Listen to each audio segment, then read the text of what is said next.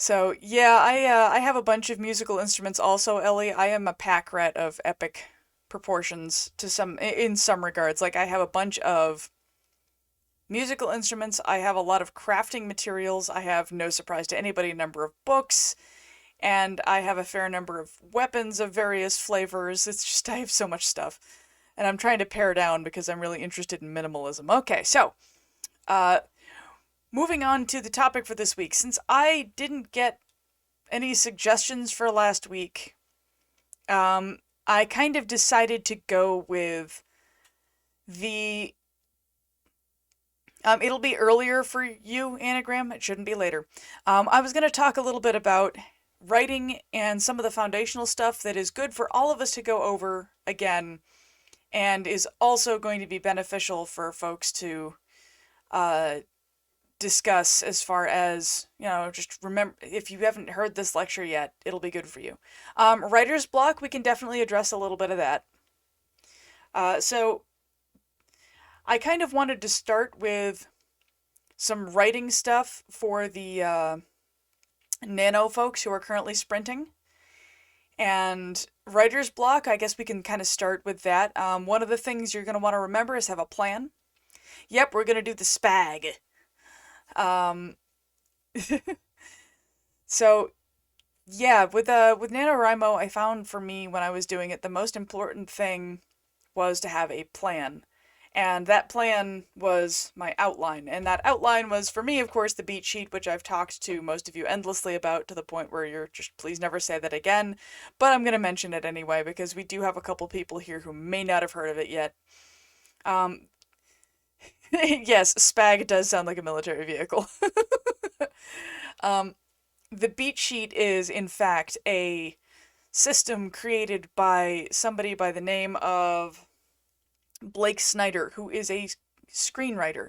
He writes for movies. And the beat sheet is this list of beats that you want your book to hit and in what order, more or less, you're going to want to hit them in. And that is really the key to this process.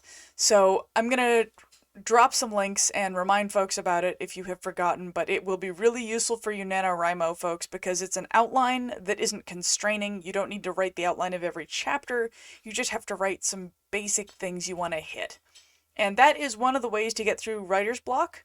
If you're dealing with writer's block, it could be that you haven't planned out what you want to write enough so that you're sort of stuck because you didn't go into this with a plan of where you were going. You just kind of jumped in, which isn't a bad thing. I don't hate people who write from the seat of their pants. But I do think that there is this tendency to get hung up. My husband sneezed in the background. Bless you. Get hung up when you don't have at least a general idea. It's sort of like I always compare it to having a roadmap. Having a direction on a road trip. You kind of know what the end point is going to be. Like if I wanted to drive from my house in New Hampshire down to Florida, I'd need to have at least an idea of where I was going, my destinations in Florida, and how I was going to get there. Bless you again! Which is probably going to be I-95, because that connects where I am to Florida. But along the way, I would want to have places I'm going to stop, because it's a long drive. So I'm going to put on my map the places that I think I might stop, and recognize that in the moment I might stop somewhere else, or that place may not fit my plans anymore, or I might see something else that I really want to see, like the world's biggest ear of corn or something, which isn't between here and Florida that I know of, but whatever. You get the concept. So something like that, like just a general idea of where you're going and roughly how you're going to get there is going to really get you powered through that writer's block a lot of the time. Because writer's block, more often than not, is, okay, well, I don't know exactly where I'm going, and I'm not sure how to get there, and now I've gotten completely lost. So that is my quick and dirty, like 3-minute explanation on writer's block, and why writer's block can be overcome with good planning. And it's never too late to write an outline. You can write down a couple of ideas that you have and just go running for it. You don't need to have everything in extreme detail in order to have a plan. And that is a big part of why I think it's so important to have an outline of some kind, even if it's just, I'm going to end up here and I'm going to start here. So if you're writing a short story compilation and the short stories are not all like contiguous, one after the other, it doesn't work. But within the short story, you should probably have some kind of format. I mean, I guess it depends on how short it is. If you're talking like 1,000 words, if you're doing a flash fiction or a drabble, which I think is 100, you definitely don't need an outline for that. You have such little space that you're not going to require an outline.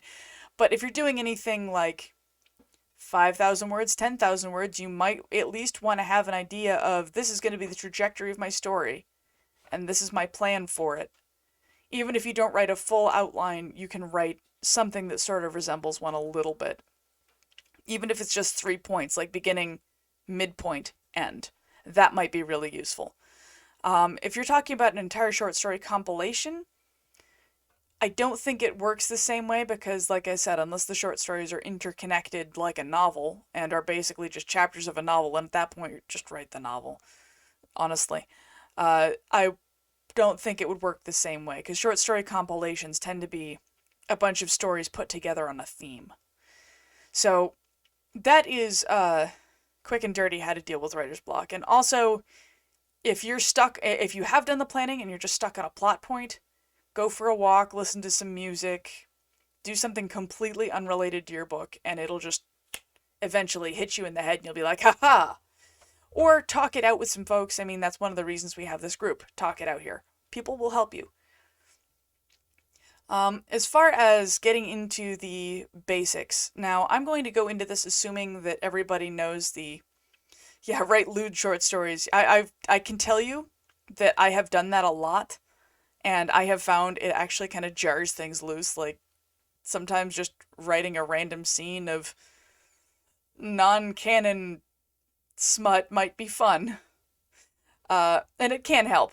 Yeah, sometimes it really helps, and it can get you into thinking about the characters. If you don't want to write the naughtiness, you could write a random scene of just slice of life, and it might help you get into the characters' heads and understand what they want and where they're going. That could be fun too. So we have those as options, but getting into the foundations of writing itself, I'm sure you have all heard a ton of writing advice from everything from, like, never use adverbs ever, like they're forbidden forever, to you're talking about adjectives, talking about whether or not you can say anything except said. There's all sorts of writing advice out there, and some of it is more or less helpful than others, if we're all completely honest. So one thing to realize is that writing advice, most of it works in a vacuum, but it doesn't necessarily work applied to everything. For example, adverbs, you're allowed to use them every once in a while. They're permitted. You are more than welcome to use an adverb here or there. Just don't rely on them too heavily. And the key for adverbs is knowing that you shouldn't use them in place of a much stronger verb. That's kind of the thing. If there is a stronger verb for what you want to use, what you want to say, what you need to get across, don't use the adverb. The answers I always go back to are like, he ran quickly versus he sprinted. Where he sprinted is definitely the preferred method of describing it. I can tell you right now this will not work. Too big. Sorry, my husband's handing me the glasses repair kit, as mentioned, for the glasses that are not working. Here. So that is one of the things, like, if you're gonna, if you're trying to describe somebody running really fast away from a thing, he sprinted, he loped, there are a whole bunch of words. And yeah, like, there are plenty of people who, so I have worked with a number of people who liked to think that most description is worthless and you should just write the story and delete all description and anything that isn't just straightforward description of the thing. And it doesn't really work super well, in my opinion, because it makes the prose just empty and dry. Now, I'm not saying that we should go the opposite direction and describe everything, but thanks to this line of thought, at this point, when I first write a novel, like or anything, if I'm just writing something, it tends to be really Spartan and I describe nothing. So the action is two stick figures talking in a white void or acting in a white void that has no context. And while I'm all about letting people use their imagination for things, there's a point at which you should add a little more detail. I'm actually reading a book right now that would benefit from that. So I'm reading the Forsaken Fae series by, hold on, let me see if I can find it really quick. Let me pull it up over here. I'm trying to get to my Kindle app on my phone, and it is taking forever. Okay, it's by R.A. Stephan. And I'm enjoying the series. Like I'm on book 2 right now. I'm enjoying the story. The characters are interesting, and they're well done. Unfortunately, I find it a little bit thin because we have this issue of the action happens, but he's not really described the locations. So a lot of the action in the first book and some of the action in this one is taking place in this particular character's kitchen. I know the kitchen has a gas stove in it, a table, and some chairs. That's all I know about the kitchen. I don't know if it's tiled, if it's linoleum, if it's carpeted, God forbid, if it's wooden. I don't know if there's any art on the walls. I don't know what kind of cabinets it has. I don't know if it has a faucet sink or a pump. There's a whole bunch of things that would give me a little more characterization. So basically, it's sort of like a void with some furniture floating in it. And while the characters are interesting and I like the story, it would be nice to have at least a little more detail. And correct, that's a great way of describing it, Ellie. As usual, your turns of phrase are phenomenal. As the host of the Party of Imagination, yes, we have to set the tone and provide the amenities. I love that. That's brilliantly said. And so adding those descriptions, like you can talk about the well-worn nature of the tile. Like, okay, so say we're in a kitchen. Like, I'm just going to take this since I was just talking about it. Describe it a little bit. Like, describe the flooring. Is it wooden? Is it tile? Is it, having a carpeted kitchen says something about a person. I'm not sure what it says, but it does say something. Kind of like having a carpeted bathroom says something about a person. I can't give you details about what, because I'm not entirely certain, but it says something. Yeah, like, side note here, my grandparents at our, the lake house my grandparents own, the bathroom, like the master bath, is carpeted, and the kitchen is carpeted. Except for a small spot around the toilet and a small spot in front of the tub. They have this really god-awful, like, pea green shag carpeting. And I don't know what I think of that. I mean, it's a cozy granny kitchen. Like, it's not a big professional looking kitchen. It's a pretty small kitchen with very small amount of counter space and not a lot of room. So, it's a tiny kitchen. So if I was going to describe that kitchen, right? Now you know it is carpeted. The walls are made of wood, and it's this kind of warm, buttery honey color wood. It's not dark. There's a chandelier. It has some cabinets over a sink. To the left of the sink is a window that looks right out into a rhododendron that really needs trimming. I'm not sure what kind of wood it is. I just know what color it's stained. If I'm honest, it's probably maple, if I had to guess. I think it's stained the color of oak, but I believe it's maple. I'm not 100% certain. So that's, for example, one of the things I could say about that kitchen. Now, I haven't said a lot. I haven't gone into extreme, excessive detail. Like, you don't know what color the carpeting is because, frankly, that doesn't matter.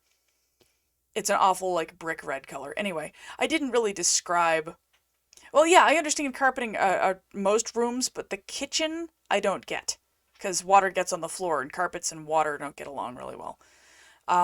But I gave you a little bit of description of this kitchen, and you can probably picture it in your head without me having given an overabundance of really detailed information, which I really want to give you all that data because I just want to info dump it, but it isn't going to be useful to you because knowing the exact shape and size and amenities of that kitchen means nothing. Right, I don't even need to say decorative carpeting, I just need to say carpeting. I mean, my grandmother is a phenomenal woman, but it says that she probably didn't use the kitchen very much, which she didn't, because carpets in kitchens are hard to clean and they tend to get wet and stay wet. So what this says, for the most part, is that my grandma is not much of a cook. And that is an absolute truth about my grandmother. She's not much of a cook. She's a brilliant, wonderful lady, and she's more likely than not to order catering. So, you can say things about the character of a place without giving too much detail. And that is an important thing to be able to do. Like, you can characterize a location or people by describing pieces about them without without overwhelming people with data. You know, if I was going to try and characterize myself, most of you know what I look like, I think. I've shared photos before. You know, I'm tall. I'm relatively muscular. My hair is very short. I have dark eyes, and more often than not, I'm wearing D&D t-shirts and jeans. And that says a little bit about me without overwhelming you with description. Like, I could describe everything about me, not that any of you want to know. Oh, I should probably also... I do have over 600 muscles, and all of them are swole. No, they're really not. But I should also mention that I have a bunch of tattoos. Most of which are nerdy, of some flavor or another. So, oh, I'm sorry that D&D makes you sad, Nid. Oh, I'm sorry about that. So yes, being, like, the description is something, fortunately, we can go back and add to our writing later. You know, when I would rather have my prose be really Spartan the first time I write it and have to go back and add description than have it be really bloated and purple with, like, too much description and have to go back and decide what to cut. So that is definitely, of the two, I prefer being Spartan the first time and having to add than describing everything and having to cut. So there's definitely a push and pull there. But still, I'm trying to learn to describe things again because I had that kind of metaphorically beaten out of me. And adverbs are part of description. So there are absolutely places where an adverb is going to be the best word for your thing, you know, for your description, for your moment. Like, there are definitely times and places for it. And I am 100% on, you know, on board with using them sometimes. So that is a thing. Like, I know that everybody likes to say adverbs are forbidden, but they're not. Another thing that I think is often demonized is whether or not to use the word said for dialogue.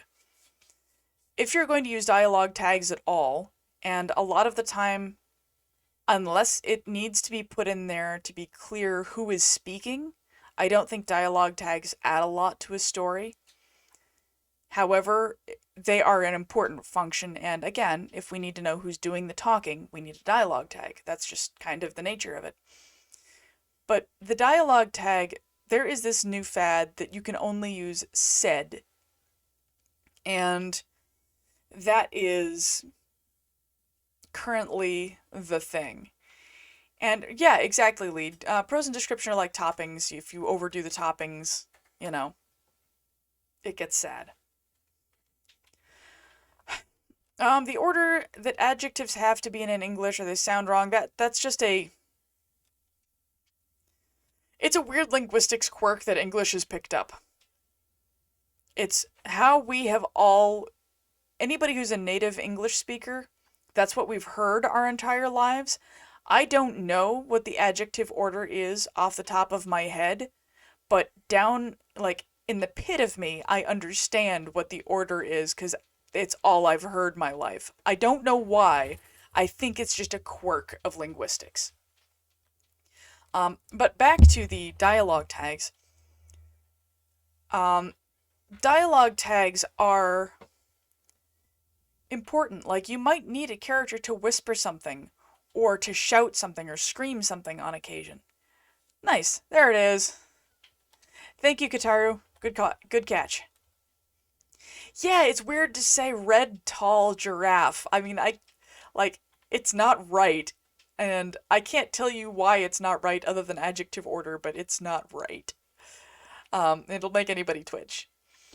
So, as far as dialogue tags go, you can use ones other than said. You can scream, you can whisper, you can sigh. The thing you need to understand about them is if everybody is constantly using dialogue tags for every single piece of dialogue, and it's always something other than said, it's kind of exhausting in a way. It's over description. Right, I'm not saying that dialogue tags are bad, but using too many of them when they're unnecessary isn't helpful.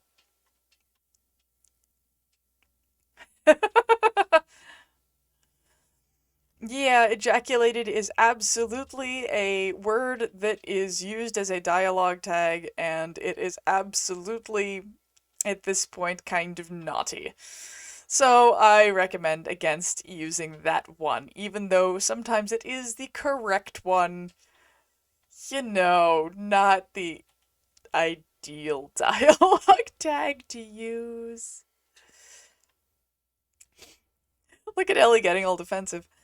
So that is one of the things that you're going to want to seriously consider is, do I need to use a dialogue tag here at all? And if I do, is the character doing something other than just saying it? Because if you use nothing but said, it's honestly kind of bland. I know there are people out there who will fight me to the death on this subject, but I find it kind of bland. In smut, I believe it would be contextual, Kataru. That's one of the moment. Yeah, exactly. Like, it would be contextual where you know whether or not um it is naughty naughty or whether or not it is, dialogue related. However, if you would like to make people go tee in that moment, because we're all actually 12, then please go ahead and use it if it makes you happy. And yes, Carly, that's an example where dialogue tags are really important. Yes, trust your reader, but at the same time, if there are 3 characters on scene and they're all talking, it is really important to be able to differentiate who is doing the talking. And yes, unique character voices absolutely help. Like, if I'm writing a character with a really thick Scottish accent, then it's going to be pretty obvious who's talking versus characters who might not have that kind of voice. So I strongly recommend that as an option. However, in certain circumstances, I think dialogue tags are almost required. But you just have to be kind of character. Oh, lead, no. No. No, no, no. No. I don't know. I write characters who talk like people. Dictionary accurate grammar.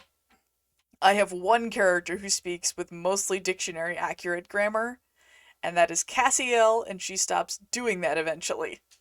Because reasons. So that is absolutely a thing. So that we've gone over description, we've gone over adverbs, we've gone over said. Let's see, what else do we have for... cliches. Cliches can be really good. They can be fabulous if you really want to have a character convey or a situation convey a well-worn cliche. The fun part about cliches is turning them on their head. There are certainly some cliches that should not be utilized because they're problematic.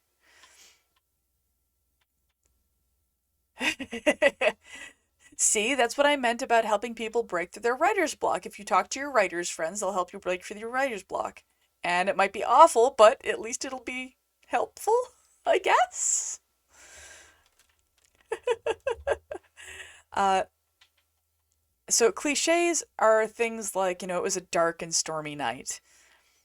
Or, let's, what do you guys think? What are some cliches that you know and love? Or hate?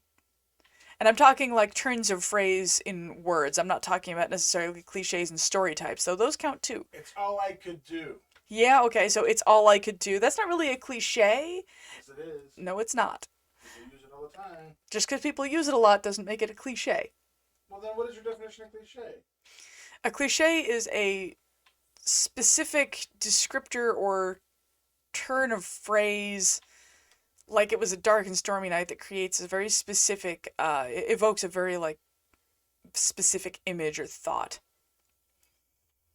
Yeah, I released a breath I didn't know I was having. That's, yeah, that every young adult. I mean, I've used that one before. Old Wise Wizard is a cliche. Yep. So the Gandalf character. At the end of the day, yeah, that is a cliche set of words. Literally is becoming a cliche, but it's being used in a figurative sense, so that hurts my brain.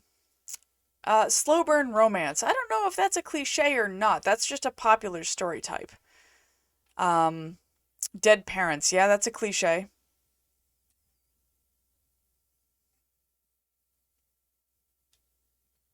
I don't know if like is a cliche or not, but it is certainly a turn of phrase that I wish would go away. Yeah, it's oftentimes phrased the same. That counts as a cliche. Let's see. Being the chosen one is a cliche. It's not necessarily a bad one, but it is a cliche. Um, yeah, that definitely, if you start doing things ironically, there's always the risk of it becoming genuine, and then you end up in trouble. Doing something ironically it's a trap.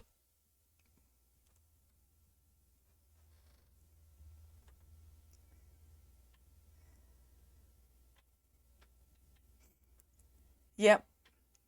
Specific kinds of characters as the protagonist, definitely, like, tiny teenage character. In young adult, a tiny teenage female character is the hero, definitely.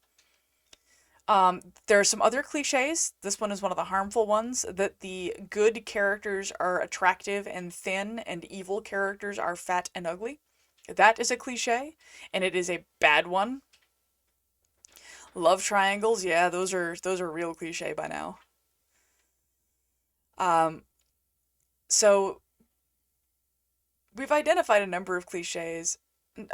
Yes, villains can be anorexic and ugly, but like, or really thin and ugly, but there's a really big and common cliche. So I'm gonna pick on Disney for a minute. Ursula falls right into that. I'm not sure what that noise was, but it concerns me. Um, so though that is a cliche that is used far too often, where the antagonist is unattractive and overweight, and the protagonist is very slender and beautiful, and that's a problem. Um, so with all of these cliches out there, there are times where a cliche can work and can be used.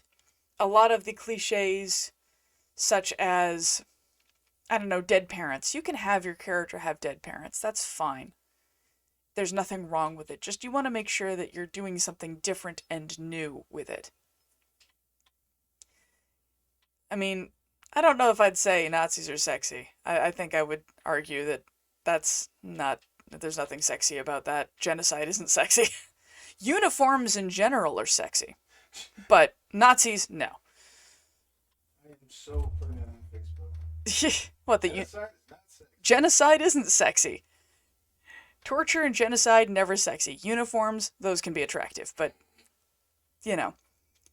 Um, Ursula has a bunch of different codes, and A lot of them are really bad. Like, I don't want to get too deep into pulling apart everything that could potentially be problematic, um, or be said about Ursula. Like, yeah, there's a whole lot you can say about Disney making, voluptuous black women evil. That's definitely a thing, but I don't want to get too deep into it. Um, so when you're looking at cliches, you do have to evaluate whether or not they're going to be harmful cliches. Like, there are a lot of cliches about mental health that are, you see it and you're like, okay, like the autistic character being good at math. And every single time, the autistic character is just this brilliant savant who can't function outside of math, and that's not really how autistic people work. Yep, that yellowish, reddish filter in American cinema whenever we're in Mexico or like the Middle East, there are certain color filters. Um, so there are, or yeah, the Chinese character being good at math every time. That's, please, can we just put that to bed? Um, so those cliches, those kinds of things, you have to evaluate whether or not they're hurting anybody. If it's a cliche like it was a dark and stormy night, okay, that's not hurting anybody. And you can have it be a dark and stormy night without saying the phrase, and it will be thematic and mood setting, and I don't advise against using it. But starting your book with "it was a dark and stormy night" is either going to set you up to be satire, or people are going to be like, really? Did you just? Um, Nid nid sometimes, but there's an extreme use of it in American cinema.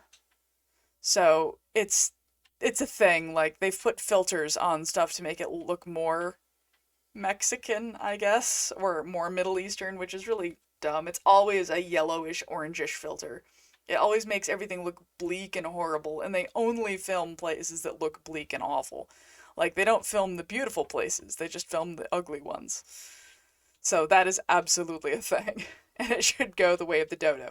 But, uh, yeah, and which is hilarious. The medieval filter where everything looks horrible and brown, that's not what the medieval ages were like. They had dyes. Their clothing was brightly colored regularly.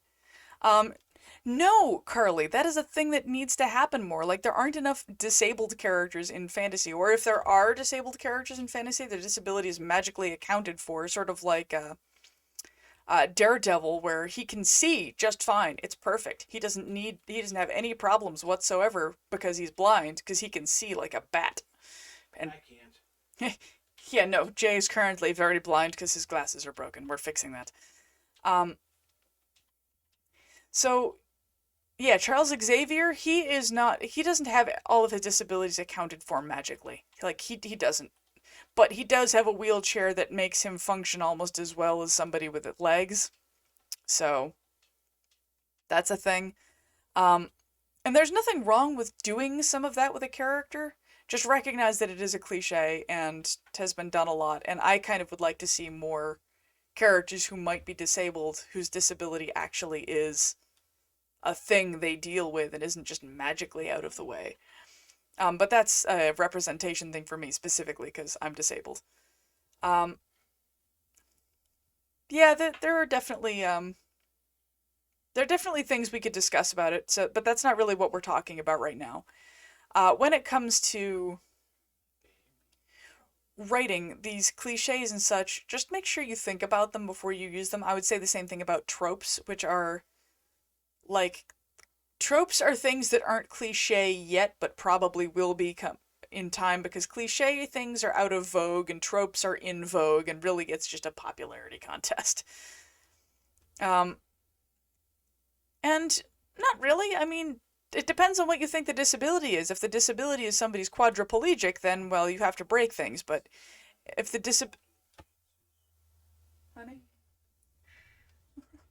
um, there are definitely ways to make things happen, but there are also when everyone thinks of disabled characters, they always picture somebody in a wheelchair or somebody who's missing, like somebody who's blind, maybe somebody who's deaf, and they don't really think about their disabilities of all different flavors. Like, for example, there are plenty of folks who, like me, for example, in medieval times, without my glasses, I would be useless. And yeah, anagram, one-eyed characters definitely are cool, but a lot of the time nobody thinks about like, what it's like to have one eye and what you can't see over here until it becomes, relevant in a single fight scene once. Um, yeah. Well, I mean, you can you can write however you want to write, Ellie, but being aware of those things is useful. But we're kind of getting deep into like the prejudices conversation, and I wanted to talk more about writing than talk about societal prejudices, which we can do, but just something to think about. Um, so we have cliches, description, dialogue tags, adverbs. Let's talk a little bit about passive voice. How many of you know what passive voice is? I know Lead does, because I've yelled at him about it.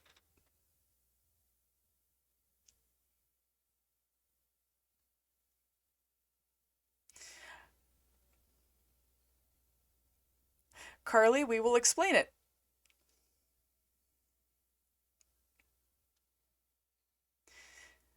Yeah, so passive voice is well, passive voice is a really big thing in certain flavors of writing, like scientific writing. It is less common in the more creative or like business writing. Yeah, oh no, I'm not judging you. So, passive voice is the way we talk about writing is I like to talk about it like it's cinematography. And passive voice is basically when the camera is focused on the thing that is being acted upon rather than the thing doing the acting. Exactly. The machine is turned on versus I turn on the machine. Well, I mean, the machine is turned on is passive. That's correct. It would be the proper passive voice would be the machine is turned on by me, which sounds like we need to have Heather in here to address that. But um, rather than I turn on the machine is turned on by me. That is an example of passive voice, where the camera is focused on the machine rather than the person turning it on. As naughty as that sounds, because, I mean, yeah, that's where we're at right now. Uh, so we have that. We have that as a thing. And the reason that it doesn't work is say the door was slammed by the three people running through it. The camera should be following the three people running because that's the part of the story that we're interested in, most likely. But the door was slammed by the three people running through it. The camera just stays on the door, and the people run into frame and out of frame. And it's like we're watching the life and times of Door, which is less exciting. Really, we're back to ejaculating? Ugh, what am I gonna do with you lot? Oh my goodness. So you have that that's really the problem with passive voice is the camera's focused on the wrong thing. And if the camera stays focused on the wrong thing all the time, you're going to miss the action and it's going to really mess up your pacing. We kind of did. And your pacing is going to be tragic as a result.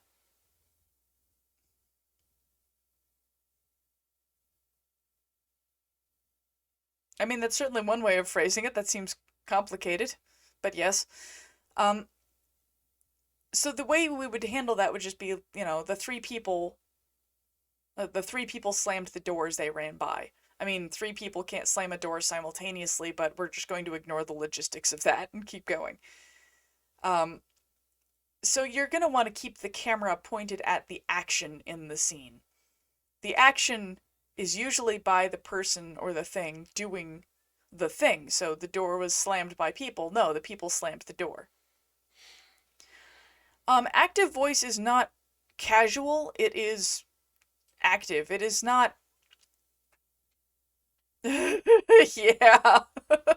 That's gonna be on my gravestone. Um, that is no, it's fine. Uh, it isn't at all casual voice. It is just as formal as passive voice, but I understand where you're coming from because the scientific community uses passive voice exclusively, and I'm not sure why, but I could ask somebody about that. My cat is gonna. Ow! She bit me. Stop biting me. No, you slap me, we're done. Girl, I will send you off the couch. Nope. Nope. Get out of here. Fine. There.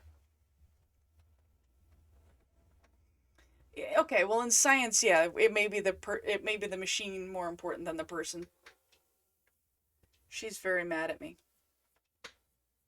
because I wouldn't let her crawl across my desk and then slap me.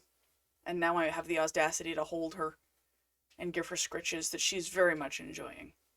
She's very angry about this. Um,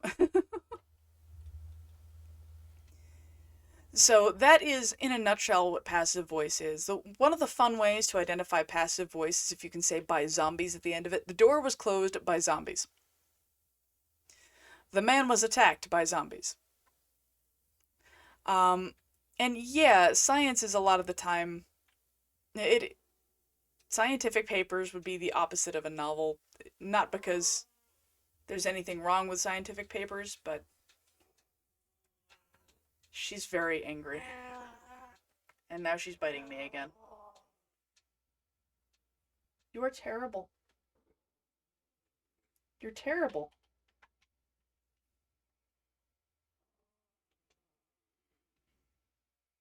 I have a tiger by the tail and I'm not sure how to put it down without getting hurt. She's just lying there with her mouth open, ready to bite me. And I'm not sure what's gonna come of this. I think she may actually be falling asleep. I can't tell.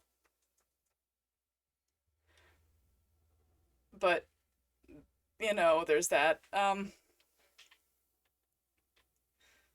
So, yeah, you don't want to do passive voice in novel writing. But I understand its importance in scientific writing. And yes, Nid, why have you done this to me? I thought we were friends. That's horrible. Why are you snarling? I'm not even looking at you. Stop antagonizing the cat. I'm not antagonizing the cat. I'm not even moving. She's just. She could leave if she wanted to. She's just lying there with her mouth open, screaming at me. If I move, she's going to attack me. There we go. That was exciting. And I caught all of that on video. I wasn't doing anything to her either, which is the weird part. At any rate, so there are times when passive voice can be used in novel writing. It should be few and far between, but it can be used and sometimes is the best way to convey something. Finally, in our last 10 minutes, I'm going to mention telling. So there's, of course, the old chestnut show, don't tell. There are times when telling is really important and moves the pacing along. You don't need to show everything, but you should show important things. So if you say, for example, Bob walked up to Susan. Susan was sad. Bob asked Susan, "Why are you sad?" That's not a particularly interesting. Yeah, oof indeed. So it would be right, and like, what about Susan says she's sad? Versus like Bob walked up to Susan, he could tell she'd been crying because her eyes were red. Suck it up, Susan. Oh, that's poor Susan. Gosh. But something like that, like, it doesn't need to be very long. It doesn't need to be excessive. But showing why a character's sad, like, you can say the sky was blue without explaining the scientific reasons the sky was blue. I'm looking at you, lead. But you don't have to describe the details of everything. You just need to be able to show enough at important moments that it keeps things interesting. Because if you're just telling, it's going to be really unpleasant and very boring and extremely dry. Nid, you stop that. I mean, yes, you could describe why the sky is blue. So if you're in a sci-fi setting and the sky is, I don't know, fuchsia colored for whatever reason, you should certainly describe why in your sci-fi setting the sky is fuchsia colored. I would be all for that. But you don't need to get excessive with them. That kind of goes back to the description thing. Show don't tell, yes, but don't show to the point of it being destructive to the pacing of the story. Like, if you just need Bob and Susan to have their conversation and get it over with, like, you need the reader to know Susan is sad, and they need to get their conversation over with. You don't need to spend 3 paragraphs saying, Susan's eyes were red and it was obvious that she had been crying because tears streaked her swollen face, and her lips looked like she'd been biting them to muffle the sobs, and blah, blah, blah, blah, blah. You know what I mean. If they just need to have a conversation, you just say her eyes were red and he could tell she'd been crying, and that's enough. And that's enough to show somebody being sad. It can be really short. Yes, sometimes people want to know the lore, but there are times where the lore isn't going to help with the pacing. So there are times and places to describe and not describe things. I don't know if it was in response to you. I mean, yes, you are correct, Kataru. Don't describe every single detail of the cloak, unless the lore is somehow important. And there are certain audiences who want that. So if you're writing more or less for fans of Tolkien and people who like George R. Martin, there are certain flavors of fantasy and sci-fi where people really want that. I don't write for that, and I'm not one of those people. I can't read all of Lord of the Rings because despite my long and abiding adoration for the story, the setting, the characters, the world, I can't read Lord of the Rings because mostly it's the Two Towers. He gets so bogged down by the lore at every possible turn that I'm just like, could we please just throw a ring in a volcano, please? And I found it really frustrating. So make sure that if you're going to be doing that, you know your audience. And yes, you are entirely correct, Kataru. I definitely have feelings about describing every stitch of the cloak because George R. R. Martin is not the kind of guy who's writing them into. For multiple reasons, but the bloated purple prose and excessive description is definitely one of them.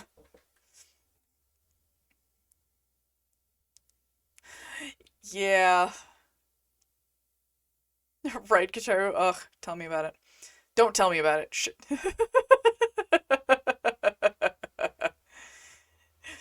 It would be a shame if something happened. And so there's nothing wrong with having lore and sharing lore and talking about it. It's really important. But it's just about balancing where you bring it up and where you just don't. Because the reader doesn't need to know it for this moment or this thing. You could always, of course, go the Tolkien route and create your own Silmarillion so that people who really want the lore can have the lore. There are books about Pern and McCaffrey's setting. There are a bunch of supplemental pieces that talk about the lore, that give you like details on the spaceships and the science and everything, like the pseudoscience, if I'm honest, about all of it, and talk in detail about what it's like to raise dragons. And like I owned a number of these as a kid because I'm kind of obsessed with them. But yeah, you could absolutely do that, Kataru. So that's kind of the brief brush up on things about writing that we should always keep in our minds, but don't get, that we should remember. Is there anything else anybody wants to bring up in our last couple minutes here?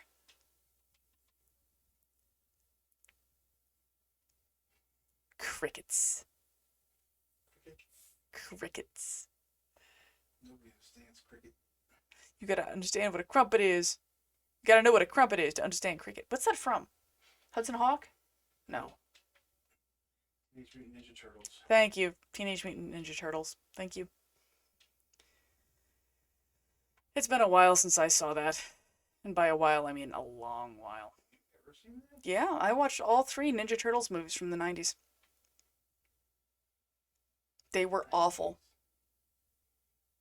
I thought they were the early 90s. I thought you were the early 90s. No, I'm the mid 80s. You just want to talk about lore. Yeah, understandable.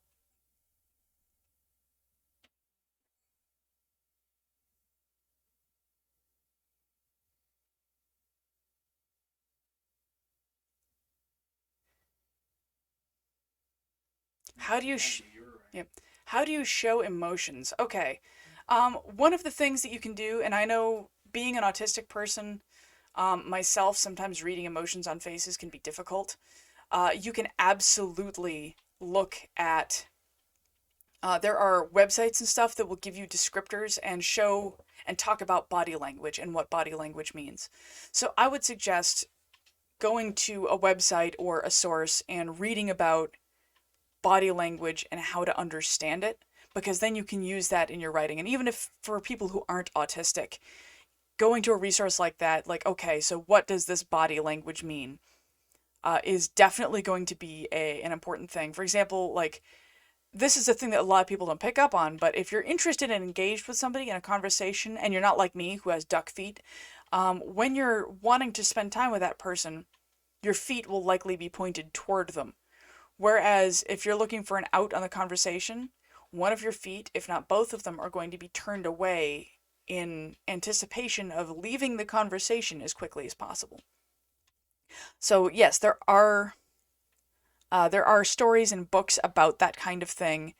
Not stories. There are books and websites and all sorts of resources that talk about exactly how to use body language and how to read body language. So I would strongly suggest looking for some of that. Maybe we can toss some in the resources channel and see if we can't find some to help, because that would benefit everybody. Um, and yeah, Ellie, overuse is definitely not useful, but you can, like all things in writing, it's all about volumes. Like, making a good book is like making a good stew. If you overdo it with any one ingredient, it's going to be sad. Some ingredients you need more of than others, but it's like food. And I say that as somebody who's really hungry right now, so you're getting food analogies. And rightly, that is a very good way of like, you've observed things that are happening in the world and you're responding to the thing that happened, and you are okay, well, this is things that I've seen people do in this circumstance, so here's how I'm going to have people respond to things. That's a perfect way of handling it. It can just come with life experience, but like I said, you can study it. You don't need to wait for life experience. You can just, there are ways to just study it. So yeah, so I'll see what I can do to get you some resources to help you out with that. Because like I said, it'll help everybody. Um, the lead, that can be really difficult for autistic people, because sometimes trying to connect emotions with facial expressions can be difficult. It's not, or like describing it and like saying how that connection is made can be really difficult. It's not that autistic people don't have empathy and can't understand things. It just can be, can be a disconnect. Um, and Well, there's been some interesting recent research that there are a lot of a lot of autistic people who don't have the inability to recognize emotion. There's a specific disorder that is that, and non-autistic people can have it. Um, but I do know that that can be a challenge for folks because it's a common comorbidity, from what I understand. Yeah, I'm not saying, I'm not in any way critiquing your ability to understand emotion, Kataru. Not at all. Uh, Good. I'm glad you don't feel like I'm picking on you, because I'm not. I was just trying to explain something that sometimes people don't understand entirely. Um, Nid, I don't know if there are, but there certainly might be. And what I can tell you is there are plenty of cases of people who can't hearing for the first time, or people with color blindness who get these glasses that let them see color, and you can see them responding to things. So I would study those. Like, there are plenty of videos of people seeing color or hearing for the first time and their reaction to it. So you might find that as good resource. And the reaction is largely similar. Like, most of the reaction is the same. So you could probably look at that and kind of piece together how somebody might feel. And yeah, Nid, that is absolutely true. Being able to see an emotional response doesn't always mean you know how to adequately react to somebody else's emotional response. There can be that disconnect. That's a totally fair thing to see. Um, so it is 7, and I need to get going because I'm really hungry, and it is D&D time. Plus, I need to fix my husband's glasses before game, otherwise he won't be able to play, which is a problem. Yes, best wishes to everybody doing Nano right now. You guys are doing amazing. Keep it up. Every day is a chance to catch up or get ahead, so go you. I'm really proud of everyone doing it.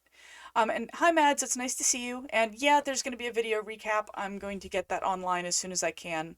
I'm trying something new with the video editing, so we'll see what happens.